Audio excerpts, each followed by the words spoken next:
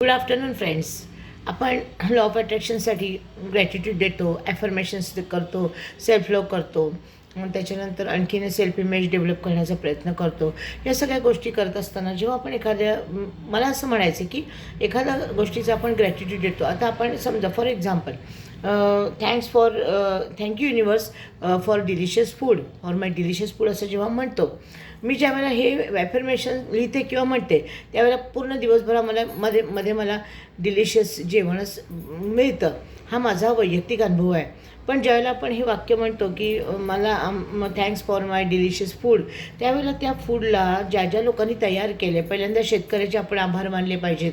त्याच्यानंतर ते व्यापाऱ्याकडे जातं ते धान्य, त्या व्यापाऱ्याचे आपण आभार मानले पाहिजेत. त्याच्यानंतर घरी जे व्यक्ती घेऊन येते ते सगळं जे पदार्थ त्यांना आपण धन्यवाद दिला पाहिजे, थँक्स म्हटलं पाहिजे. घरातली गृहिणी, गृहलक्ष्मी जे बनवते ते जेवण किंवा जो पदार्थ, त्यांना आपण थँक्स म्हटलं पाहिजे. त्या कढईला थँक्स म्हटलं पाहिजे, त्या गॅसला थँक्स म्हटलं पाहिजे. इथला प्रत्येक घटक आहे, हे फूड बनवणारा प्रत्येक घटकाचे आपण आभार मानले पाहिजे. तरच आपलं हे डीप जे ग्रॅटिट्यूड आहे ते युनिवर्सपर्यंत पोचतं किंवा सबकॉन्शियस माइंडमध्ये पोचतं आणि जास्तीत जास्त पॉझिटिव्हिटी जेवढं डीप जाता येईल आपल्या ह्या प्रॅक्टिसेसमध्ये तेवढं डीप जाण्याचा प्रयत्न करा. एक ॲफर्मेशन जर समजा असेल, I am younger day by day. माझी एक झूम मिटिंगमधली माझी स्टुडंट आहे, शी इज 65. त्यांनी मला असा प्रश्न विचारला परवा की तुम्ही असं आम्हाला ॲफर्मेशन लिहायला लावताय की I am younger day by day, कसं काय पॉसिबल आहे? का नाही पॉसिबल? म्हणलं, बाळासाहेब ठाकरेंचं एक वाक्य होतं की ज्या माणूस मी शरीरानं जरी थकलो असेल, शरीरानं जरी म्हातारा झालो असेल, तरी मी मनाने अजूनही तरुण आहे. आपल्याला मनानं तरुण राहता येतं. I am younger day by day इथं याचा अर्थ फक्त आपण आपलं शरीर आता थकलं आणि आपण यंगर कसं म्हणायचं, ही गिल्ट पहिल्यांदा बाजूला काढा. तुम्ही तुमच्या कुठल्याही क्षेत्रामध्ये डेव्हलप करू शकता, स्वतःला मेंटेन ठेवू शकता. स्वतः योगासनं आणि फिरायला जाण्याच्या तुमची हेल्थ चांगली ठेवू शकता.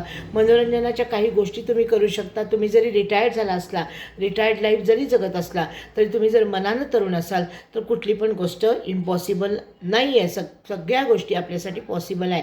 I am beautiful second by second. याचा अर्थ फक्त ब्युटी पार्लरमध्ये गेलो, मेकओव्हर केला आहे, तेवढ्यापुरतं आपण छान दिसलो आहे, आपल्या चेहऱ्यापुरतं मर्यादित नाही आहे ही ब्युटी. तर I am beautiful second by second. मी नेचरमधली ब्युटी बघते, माझ्या मनातली ब्युटी बघते, समोरच्या व्यक्तींमधली ब्युटी बघते.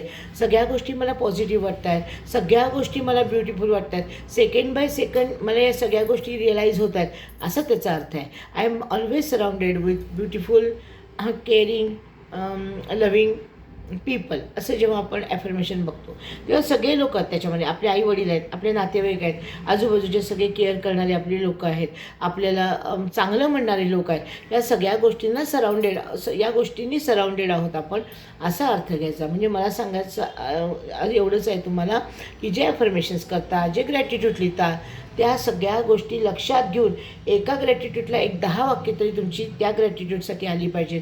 तुम्ही म्हणा किंवा लिहून काढा आणि मग बघा मिरॅकल. मी हे स्वतःवरती हा प्रयोग केलेला आहे आणि म्हणूनच मी हा व्हिडिओ तुमच्यासाठी बनवला आहे.